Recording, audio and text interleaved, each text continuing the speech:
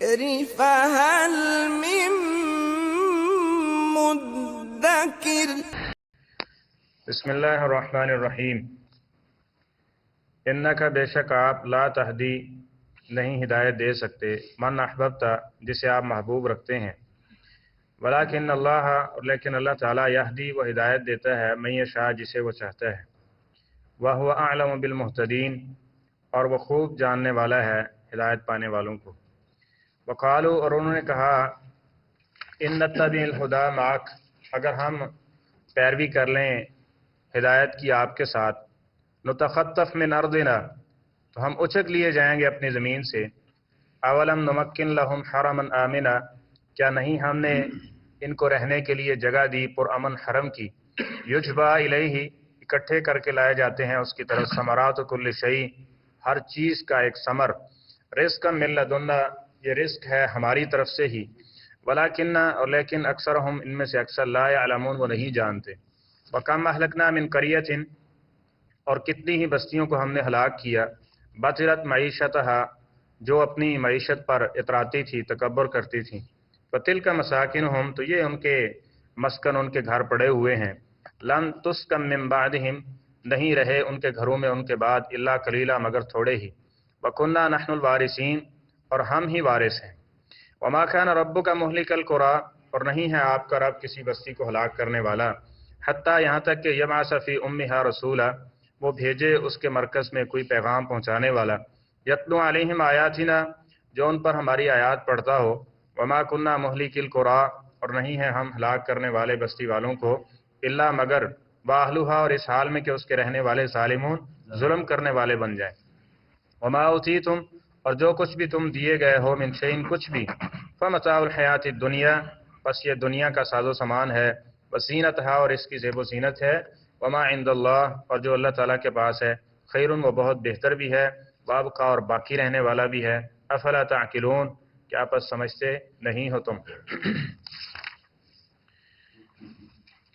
نبی کریم صلی اللہ علیہ وسلم کے بارے میں اللہ تعالیٰ نے فرمایا کہ نبی کریم صلی اللہ علیہ وسلم بہت حریص تھے کہ لوگ یہ ایمان لے آئیں، جنت کے راستے پہ چل پڑیں اور جہنم سے اپنے آپ کو بچا لیں، اور اس کے بارے میں کہا گیا کہ آپ اتنے حریص تھے کہ فَلَعَلَّكَ بَاخِعٌ نَفْسَكَ کہ آپ اس کی وجہ سے پریشان ہو جایا کرتے تھے۔ اللہ تعالیٰ فرماتے ہیں کہ ہو سکتا ہے اس حرص کی وجہ سے، اس غم کی وجہ سے آپ اپنی جان سے ہاتھ دھو بیٹھیں، یعنی اتنا غم اور اتنی پریشانی لیتے تھے کہ میں ان کو حق اور سچ بتاتا ہوں اور یہ مانتے کیوں نہیں ہیں۔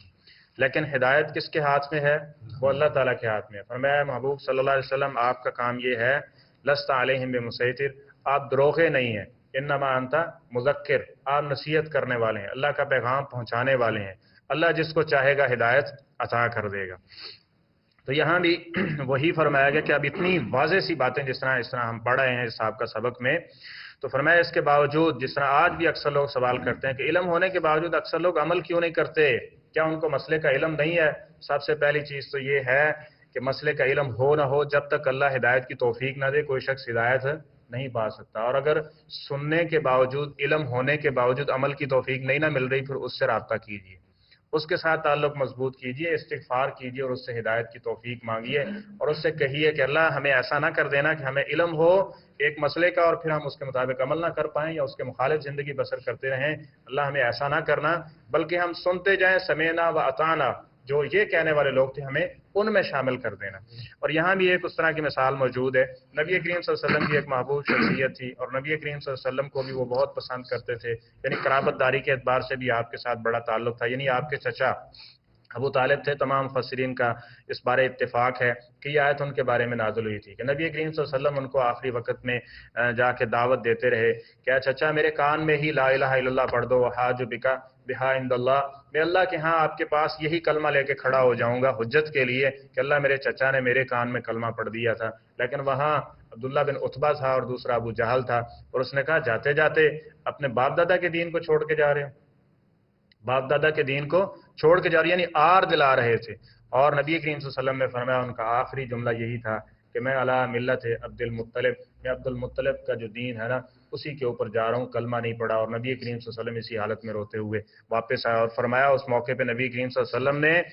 अस्तगफिरुलक, मैं आपके लिए बख्शिश मांगता रहूंगा, मालम उन्हा अन्क, जब तक मुझे रोक नहीं दिया जाता। तो नबी करीम सल्लल्लाहु अलैहि वसल्लम जिस तरह इब्राहीम अलैहिस्सलाम के बारे में भी आया ना, वो अपने वालिद के लिए दुआए मग़फ़िरत करते रहे, फिर अल्लाह ताला ने सूरह तौबा के अंदर इसकी सराहत मौजूद है, इस बात से रोक दिया, तो फिर उससे सूरह मुम्तहिना में जिक्र है कि इब्राहीम अलैहिस्सलाम उससे रुक गए। और सूरह तौबा के अंदर इसी चीज़ का जिक्र है कि नबी करीम सल्लल्लाहु अलैहि वसल्लम अब्दुल्लाह बिन उबई जो मुनाफिक था उसके लिए भी दुआ कर रहे थे। और इसी तरह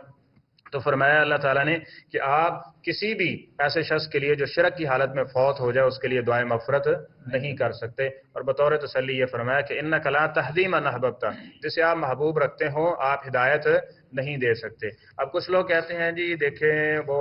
मुसलमान होके ही फौत हुए थे। अब देखें सारे साफ सी बात है, अगर इस चाहत की बुनियाद पे आप कहते हैं कि वो इस्लाम ले आए थे, तो एक शख्स ऐसा बता दें जिसके बारे में रसूलुल्लाह सल्लल्लाहु अलैहि वसल्लम की चाहत ना हो कि ये शख्स इस्लाम में आ जाए।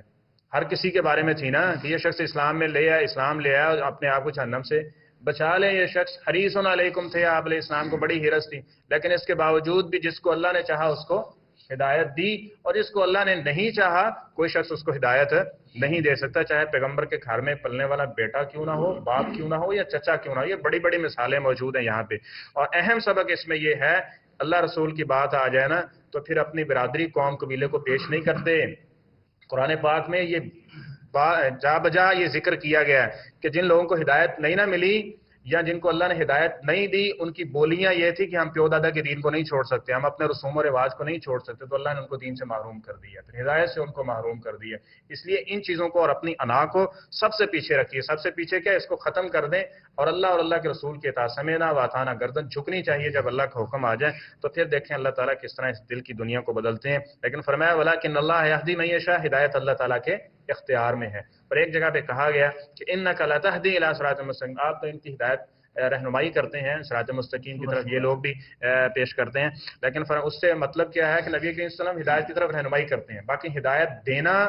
उस पर अमल करवाना, ये अल्लाह ताला के इख्तियार में, ये किसी दूसरे के इख्तियार में नहीं है। वहुव अअलम बिल मुहतदीन, और वो खूब जानता है कि हिदायत याफ्ता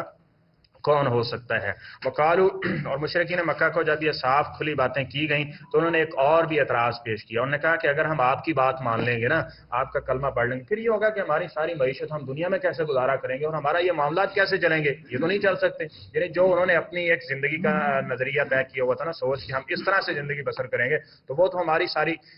चली जाएगी और हम उस तरह तो ज़िंदगी बसर नहीं कर सकते जिस तरह आजकल भी लोग देखें जी, जो इस्लाम का तसव्वुर मौलवी पेश करते हैं, अगर हम इसके ऊपर अमल पैरा हो जाएं तो ना हमारा कारोबार बचता है, ना हमारी रिश्तेदारी बचती है, ना हमारे मामलात बचते हैं। तो फिर मेरे भाई, ये मौलवी पहली चीज़ तो ये है कि ये समझे कि ये मौलवी का पेश करदा तसव्वुर नहीं है, ये रहमान का, अल्लाह ताला का और अल्लाह के कानून की सूरत में पेश करदा चीज़ें हैं, जिसका कोई शख्स इनकार करे भी तो हकीकी मानों में उसके मुखालिफ जितना भी हो जाए वो कभी भी फलाह नहीं पा सकता किसी भी सूरत के अंदर। फलाह और कामयाबी उसी सूरत में है जो उसूल अल्लाह ताला ने नाज़िल किए हैं। तो सारी चीज़ें जो रुकावट बन रही है ना कि इस वजह से नमाज लेट हो रही है, इस वजह से ये काम हो रहा है, इस वजह से ये दीन के इस अमल, ये जितनी भी रुकावटें हैं इनको पीछे रखें। ये देखें उन्होंने भी क्या कहा कि अगर हम आपकी हिदायत की पैरवी कर लेंगे तो नुतखत्तफ मिन अर्दिना, हम भी इस ज़मीन से उछक लिए जाएंगे, यानी हमारे ये सारी मईशत, माशरत, कारोबार, मामलात ख़त्म हो जाएंगे। जिस तरह कुछ लोग कहते हैं, अब एक हराम काम है, मसलन सूद का एक काम कर रहा है, अब उसको कहो कि यार ये छोड़ के तुम इधर आ जाओ, तो फ़ौरन कहता है मेरी सारी मईशत गुजरान, मेरे तो सारा यहीं से चल रहा है, तो मैं छोड़ के इधर आ जाऊँ तो मेरी तो सारी तबाह हो जाएगी। क्या ख्याल है, उसके लिए जायज़ हो जाएगा? नहीं है जायज़ ना, उसको बिलाखिर छोड़ना पड़ेगा वो चीज़। इसी तरह दीगर हराम करें, एक आदमी शराब नोशी पर लगा हुआ है तो क्या कहेंगे उसको, वो कहेंगे मेरी तो ज़िंदगी बर्बाद हो जाएगी, वो तो खुशी उसी में महसूस करता है। तो बहरहाल वो चीज़ें छोड़नी पड़ेंगी। अल्लाह ताला ने यहाँ एक और बात कही है, फरमाया अवलम नुमक्किन लहुम हरमन आमिरा, पूरे अरब को देख लो, वहाँ डाका दनी है। कुछ साल पहले चले जाएं, खिलाफत ये जो क्या नाम है तुर्की खिलाफत थी, तो उस दौर में जद्दे से मक्के आना इतना खतरनाक सफर होता था कि जो शख्स यहाँ से जाता था लोग उससे मिलने आते थे कि कहीं ऐसा ना हो कि हमारी इसके साथ आखिरी मुलाकात हो। यानी बसा औकात वो डाकू और राजन जो थे उनको खत्म कर देते। और इससे पहले भी ये मामला थे, लेकिन अल्लाह फरमाते हैं हमने इनको अमन वाला करार दे दिया, पूरे अरब के अंदर इनके काफिले को नहीं लूटता। तो फरमाया ये किसने अता किया तुम्हें? ये तो अल्लाह ताला ने अता किया ना, इस हरम की हुर्मत की वजह से। तो फरमाया इस तरह दूसरी मिसाल ये लो, युजबा इलैहि समरात कुल्लि शैइन रिज़्क़ा, मक्के में कुछ भी नहीं होता, लेकिन अल्लाह सारी दुनिया से जो बेहतरीन फल होता है उसको इकट्ठा करके यहाँ इब्राहीम अलैहिस्सलाम की दुआ को पूरा करते हुए ले आता है। तो फरमाया मिन लदुन्ना, ये सब कौन कर रहा है? یہ ہم کر رہے ہیں، یہ ہماری طرف سے تمہیں یہ سب کچھ مل رہا ہے۔ تو اگر دین کو مان لو گے تو کیا خیال ہے تمہاری یہ جو بناوٹی اور خود ساختہ اور اپنے ذہن کے مطابق بنائی ہوئی یہ معیشت ہے یہ ختم ہو جائے گی؟ لیکن اکثر ہم لا علم، لیکن اکثر لوگوں کو علم نہیں ہے، وہ سمجھتے ہیں ہماری سوچ، ہماری تدبیر جو ہم نے ایک نظریہ طے کیا اس کے مطابق ہمیں رزق ملنا ہے۔ بھائی رزق دینے والی تو اللہ تعالیٰ کی ذات ہے، اس پہ یقین کیجیے۔ اور اس طرح یہاں ایک اور مثال تیسری دی گئی کہ وَكَمْ أَهْلَكْنَا مِنْ قَرْيَةٍ بَطِرَتْ مَعِيشَتُهَا، باقی رہی کہ اگر تم معیشت اور اس پہ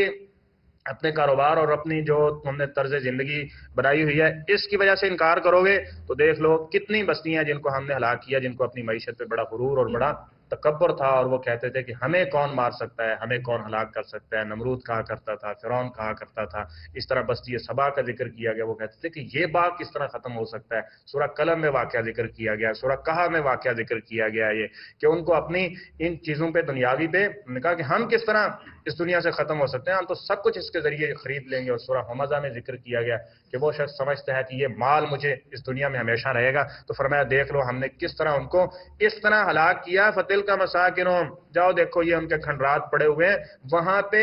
رہتے ہوئے داخل ہوتے ہوئے لوگوں کو خوف آتا ہے، وہاں لوگ رہتے نہیں ہیں، وہاں لم تسکن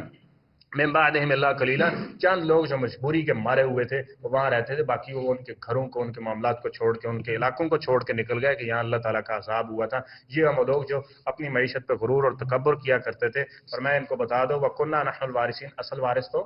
ہم ہی ہیں۔ وَمَا كَانَ رَبُّكَ مُهْلِكَ الْقُرَىٰ حَتَّىٰ يَبْعَثَ فِي أُمِّهَا رَسُولًا، اللہ تعالیٰ فرماتے ہیں ہم کسی بھی بستی کو ہلاک نہیں کرتے یہاں تک کہ اس کے مرکز کے اندر ایک پیغام بھیجنے والا رسول مبعوث کر دیتے ہیں، پھر جب اس کا انکار کرتے ہیں پھر اللہ کا عذاب آ جاتا ہے۔ وَمَا كُنَّا مُهْلِكَ الْقُرَىٰ إِلَّا وَأَهْلُهَا ظَالِمُونَ، جب ظلم پہ اتر آئے تو پھر اللہ کے عذاب کے کوڑے برستے ہیں۔ وَمَا أُوتِيتُم مِّن شَيْءٍ، باقی رہی بات کہ دنیا میں یہ ساز و سامان یہ سب کچھ فَمَتَاعُ الْحَيَاةِ الدُّنْيَا وَزِینَتُهَا، اس کی حقیقت یہ ہے کہ یہ صرف دنیا کا ساز و سامان ہے، دنیا کا ساز و سامان ہے، اس کی خوبصورتی ہو سکتی ہے، لیکن جو اللہ تعالیٰ نے وعدہ دے رکھا ہے وَمَا عِندَ اللَّهِ خَيْرٌ وَأَبْقَىٰ، وہ تمہارے لیے بہتر ہوگا۔ مفسرین نے لکھا خیرون سے مراد دنیا ہے، یہ بہترین دنیا بنا دے گا۔ وَأَبْقَىٰ، اور یہ جو مال ہے جو دنیا کا ہے وہ دنیا تک رہ جائے گا، لیکن اگر دین کی صورت میں ہے تو وہ دنیا میں خیر بن جائے گا، اور آخرت میں یہی مال انسان کی بقا کے لیے یعنی ہمیشہ کی جو جنت ہے اس کے حصول کا سبب بن جائے گا۔ جو شخص اس کو اللہ اور اللہ کے رسول کی اطاعت یعنی جو اصول دیے گئے ہیں اس کے مطابق زندگی بسر کرے گا۔ فرمایا افلا تعقلون، ایک یہ ہے کہ صرف دنیا ہے، ایک یہ ہے کہ دنیا بھی بہتر ہے اور آخرت بھی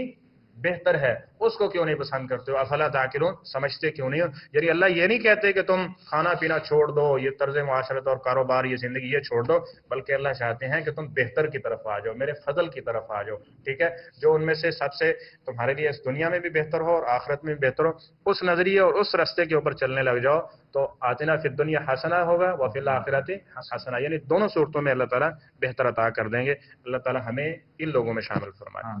صدق اللہ العظیم۔